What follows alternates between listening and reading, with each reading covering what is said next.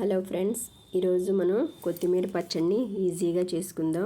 ఒక పెద్ద కొత్తిమీర కట్ట, దానికి 4 టమాటాలు, 12 నుంచి 14 పచ్చిమిరపకాయలు పడతాయి. ఇవి కొంచెం మంట తక్కువ అండి. చింతపండు, వెల్లుల్లిపాయి, మనకి 7-8 రెమ్మలు సరిపోతాయి రెబ్బలు, కొద్దిగా జీలకర్ర. శుభ్రం చేసుకుని వాటిని కట్ చేశానండి. బాండి పెట్టేసేసి పచ్చిమిరపకాయల్ని ముక్కలుగా కట్ చేసేసాను. తొందరగా వేగుతాయి, మన మీదకి ఎగిరిని పడినట్టు ఉండవు.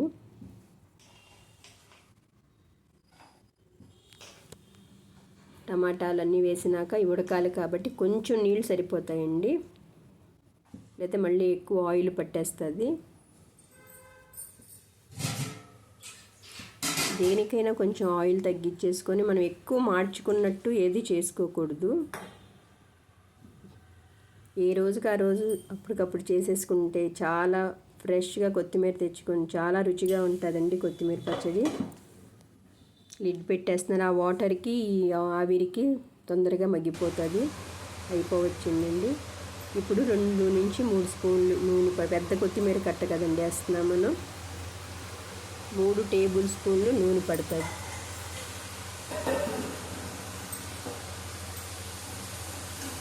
ఇలాంటి ప్యాన్లకి చెక్క గెరిట్ అయితే బాగుంటాయి, గీతలు పడకుండా ఉంటాయి, ఎక్కువ రోజులు మన్నుతాయి.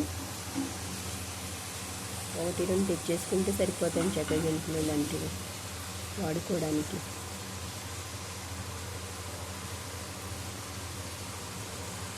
ఆయిల్ వేసేసినాక కొంచెం సేపు మగ్గిపోతాయి. ఇప్పుడు 1 టేబుల్ స్పూన్ జీలకర్ర వేసుకుందాం.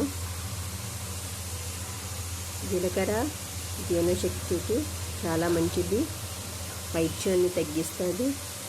నానబెట్టిన కొద్దిగా చింతపండు, టమాటాలు వేసాం కాబట్టి ఎక్కువ చింతపండు అవసరం ఉండదు. 1 గోలికాయ అంత, పెద్ద గోలికాయ అంత సైజ్ సరిపోతుంది.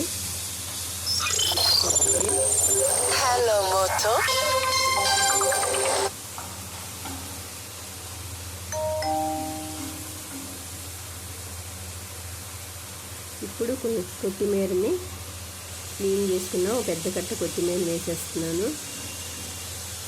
ఎక్కువ వేగక్కర్లేదండి కొత్తిమీర, కొంచెం సేపు అయితే సరిపోతుంది. నేను చూపించిన విధంగా ఇలా వేసేసుకోండి. చాలా ఈజీ అండి, పిల్లలు కూడా ప్రిపేర్ చేయగలరు. ప్రతిరోజును ఏదో ఒక ఆకుకూర మనకి బాడీకి, శరీరానికి వెళ్ళాలి. వేగిపోయింది. ఎక్కువ ఏగడం వల్ల వాటిలో ఉన్న పోషకాలు పోతాయండి.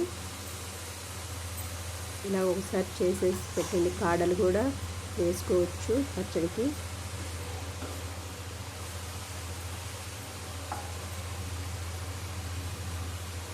చాలా సింపుల్ మెథడ్ అండి ఇది, ఎక్కువ సమయం కూడా పట్టదు. మొత్తం కూడా 10-15 నిమిషాల్లో అయిపోతుంది. తగినన్ని వెల్లుల్లిపాయలు, మిక్సీ జార్ తీసుకొని వెల్లుల్లిపాయను కొద్దిగా ఉప్పు వేస్తాను, కల్లుప్పు వేసేస్తానండి.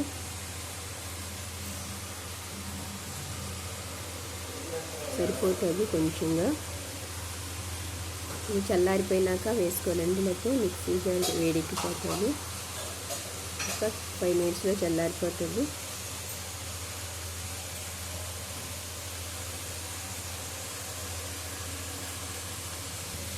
చల్లారిపోయినాక మిక్సీ జార్లో వేసుకొని ఇంకా మరీ మెత్తగా పట్టేసుకోకుండా రోట్లో దంచుకున్నట్టు 1-2 తిప్పుల్లో సరిపోతుందండి. రోట్లో దంచుకున్నట్టే బాగుంటుంది. అందులో తర్వాత కావాలంటే ఉల్లిపాయ ముక్కలు కలుపుకోండి. ఉల్లిపాయలు అలా వేసేసుకోవడం వల్ల నీరులాగా వచ్చేస్తుంది. తినేటప్పుడు కలుపుకుంటే చాలా బాగుంటుంది. అయిపోయిందండి. వేడివేడి అన్నంలో నెయ్యి వేసుకొని తింటే సూపర్లా ఉంటుంది. ఒకసారి ట్రై చేయండి. నచ్చితే లైక్ చేయండి. Thank you.